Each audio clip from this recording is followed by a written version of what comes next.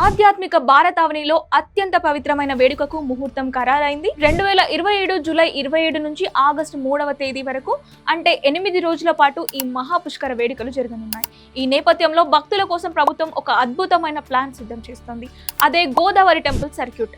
దీని గురించిన పూర్తి వివరాలు ఈ వీడియోలో తెలుసుకుందాం. పుష్కరాలకు వచ్చే భక్తులు కేవలం పుణ్యస్థానాలు ఆచరించడమే కాకుండా గోదావరి తీరాన ఉన్న విశిష్టమైన ఆలయాలను దర్శించుకునేలా ఈ టెంపుల్ సర్క్యూట్ ని డిసైడ్ చేస్తున్నారు. ఆదిలాబాద్ లోని బాసర సరస్వతి క్షేత్రం నుంచి మొదలుకొని ఖమ్మం జిల్లాలోని భద్రాచలం రామాలయం వరకు నదీ తీరంలో వెలిసిన ప్రతి ప్రధాన పుణ్యక్షేత్రాన్ని ఈ సర్క్యూట్ లో కలుపుతారు. దీనివల్ల పర్యాటక రంగం అభివృద్ధి చెందడమే కాకుండా భక్తులకు రవాణా సౌకర్యాలు కూడా మెరుగుపడుతున్నాయి. ఈ ప్రాజెక్టుకు సంబంధించి ప్రభుత్వం ఇప్పటికే కీలక అడుగులు వేసింది.